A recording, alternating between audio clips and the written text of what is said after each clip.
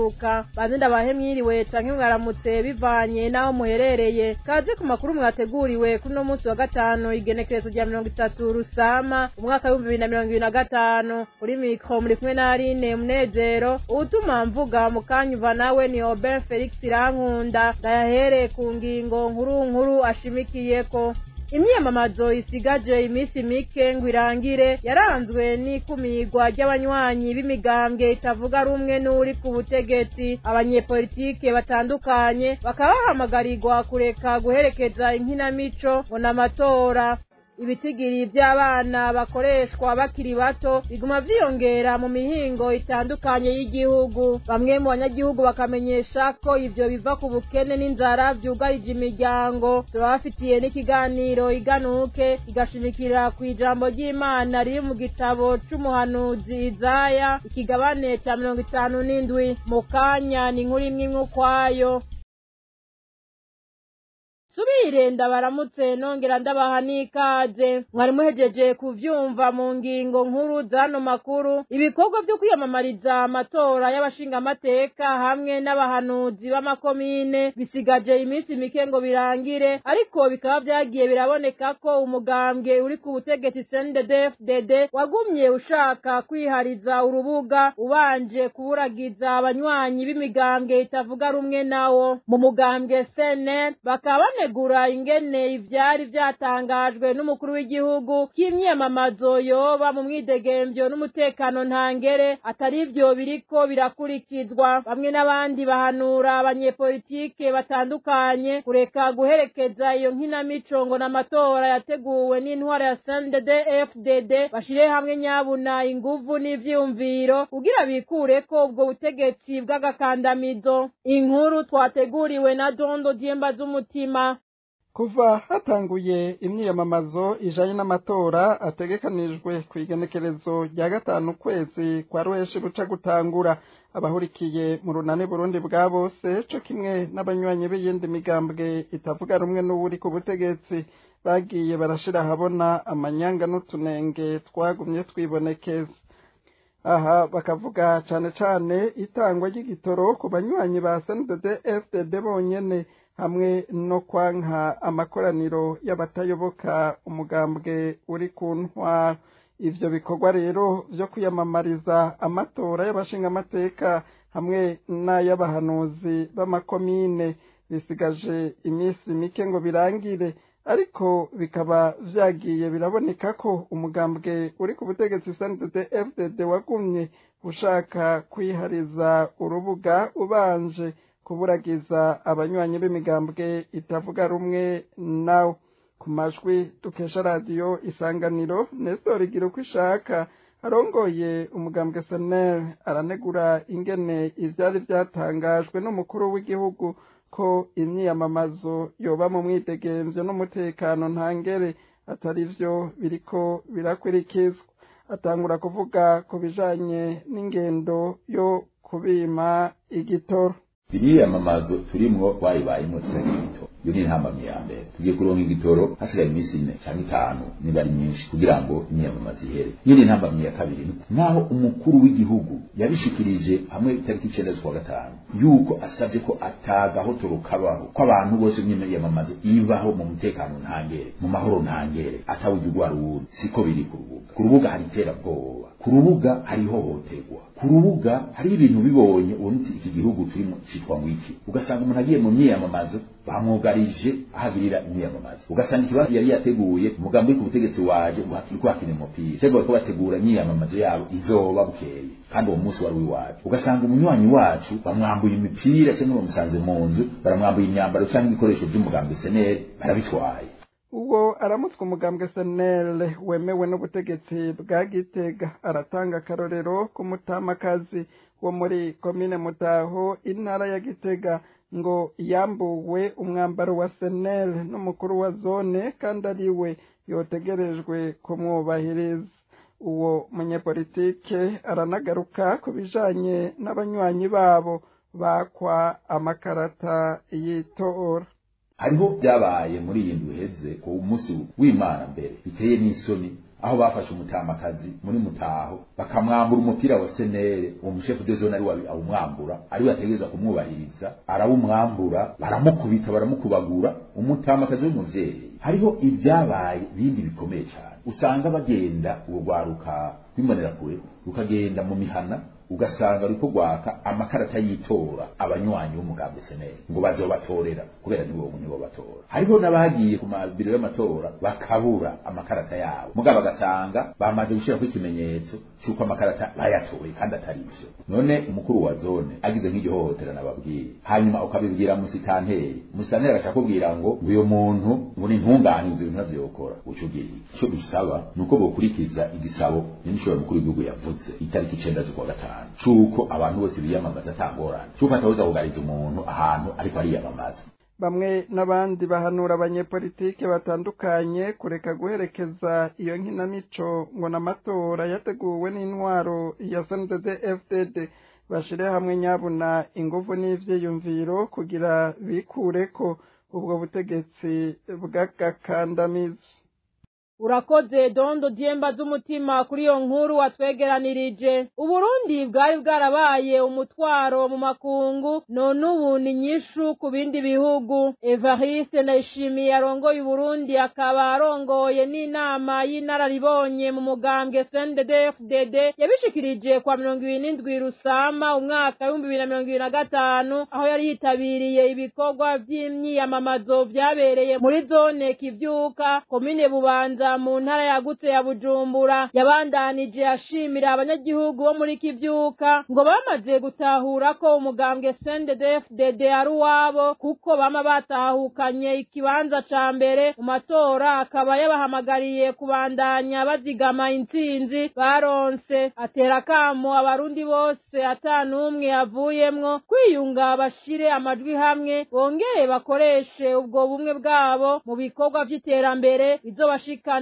kumbona kazoza yo mu mwaka wa 2040 n'2060 mu bijanye n'iterambere. Umukuru w'igihugu c'u Burundi yamenyesheje kandi ko hambavu y'umugambi payeje Burundi ngo hagiye gushigwaho uwundi mugambi uzoshigikira abakenyezi ngo bazoshigikira kandi abatwa ngo nabo babeho nk'abandi ngo kuko nabo arabarundi. Nayo kuri bantaho nikora ngo baramaze gushiraho umugambi imera nk'abandi ubashigikira. Yamenyesheje kandi ko Uburundi bwari bwarabaye umutwaro mu makungu muri kahise ariko ubu busigaye ari nyishu ku bindi bihugu. Abatari bake bumvise ayo majambo baranegura ukuntu ashikirizwa n'abantu bamaze imyaka 200 ku butegetsi ngo ariko bikaba byarabananiye gutorera inyishu ibihanze abanyagihugu ngo bakagaruka bakabwira abanyagihugu ko bazoba babishitseko mu mwaka 2060 mu gihe ababivuga ubwabo ico gihe batazoba bakiriho naho ngo bazoba atabubasha bagifise. Guterekana ivyo ushobora kurangura mu gihe gito ngo vyerekana ko atamigambi itomoye ubufitiye abanyagihugu ibishikirizwa ngo biba ari ivyo kubahuma amaso. Basaba abarundi gusezerera intwaro ibagumiza mw'itiro.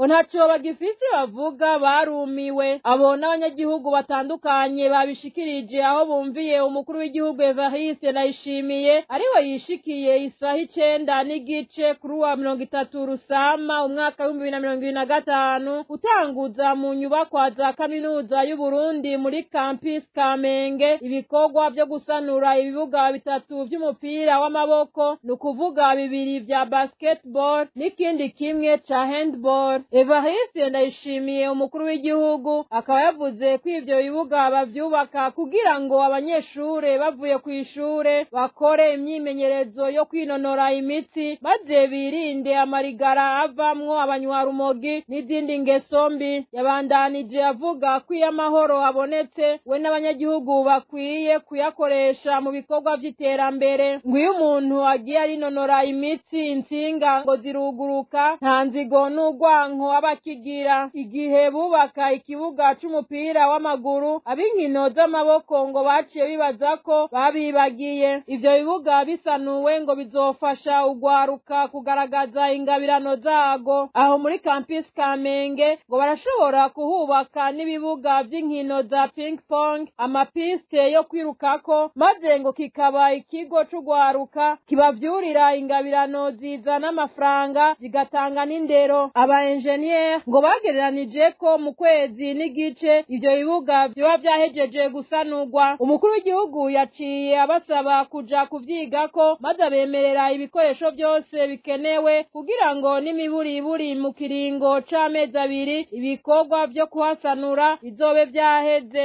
Ivyo biranezereje. Icyo twavuze ngo ntidutangure ukwezi kwa gatandatu tutafise porogaramu tugiye.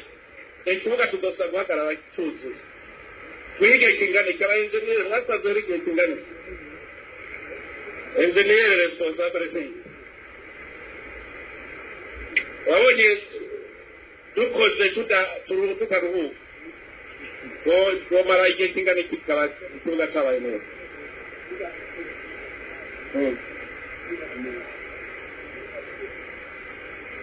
Gari ukwezi kumwe n'yose sawa iki kiwe cyaje aho gushikari aha hose epipodari sawa ngo nawe nzibire epipodo ravyemeye ntuvyemeye uyu niwe wanje ugwarukisha kabasavye mendevre kamene namwe nimeburi 80% na mendevre atabiwe reka ntirigoye chaque weekend muce uva muti weekend jewe ndaza gutanga ikipi weekend n'ubundi afise n'umwanya hajya ku mugoroba arashaka kuvuga ati nane ndagiye gutanga ikipi kugira ngo mendevre amahera agabanuke turabe ko ayo mahera nayo azoca aja gukora haruguru kuko ni ifisi hari abagize ubwoba bwajya amazi hajya haruguru. Patiri turi kumwe ngaha arihe patiri yamuremyeho ngaha kuri Saint-Esprit buriya bavuganye ajya amaze tuzoyateretera hariya nyene indani hariya neza ku buryo ahaza samera neza mugacu banze tuheze aha iyo muvuze birashoboka burya iyo stade arbo nterazi yuko iraherekeje kandi twarageze gucererwa ukwezi kumwe kose tabucererwa. Hari abantu bari bamburuze gatoyo tutatuyacererwa. Hari abantu bazi kuvuga no ngaha rero dushiremwo ubwenge inkomezi abajene barakeneye yuko batagura gukina mu gihe gitoya. Yiheze deadline basugenda bahe amezi abiri twe duhejeje amezi abiri twe duhejeje ikibuga cyenda zikuye munatenza oranda aho bavugasha ndarose nadaduza turakina atachami anatenza oranda mwikorera najuye. Evariste Ndayishimiye ategekanya kandi ko bokora amazi ava mu kuzimu kugira ngo azohore avomera ikibuga c'umupira w'amaguru kiri muri ico kigo nyene. Asaba abarundi kuza barabungabunga itunga rusangi naho ryoba ryabonetse biciye ku mfashanyo. Tubibutse ko hari haciye indwi gusa Evariste Ndayishimiye yavuze ko ababazwa n'ingene ugwaruka rubura aho rukinira kandi ibibuga vy'inkino vyuzuye ariko bikava kukuba bititwararikwa. Ivyo bibuga vyo mu kigo co mu Kamenge muri kaminuza y'u Burundi byari byarasivye imirongo ituma bikinirwamwo ku rutonde ntiyari ikiboneka hagati na hagati kaburimbo ihasize yari yarabomaguritse ku buryo n'imvura iguye yatega mu binogo biri hagati mu bibuga hakongera hakameramwo ivyatsi nayo ku nkikuro yavyo aho abarorerezi bahagarara harangwa ivyatsi n'ibice ibicafu bitandukanye kandi hari harabomotse. Ivyo bibuga nivyaheza gusanurwa bizoca bishigwako amatara kugira ngo bazohore babikinirako no mwijoro. Abanyagihugu baratangazwa n'ingene umukuru w'igihugu atwagwa no gukora utuntu duto duto n'abashikiranganji batokora dukwiye gukorwa n'abayobozi bakuru bo mu bushikiranganji canke abayobozi b'ibigo birangurirwamwo ibikorwa. Bakabona ko ku ntwaro ya CNDD-FDD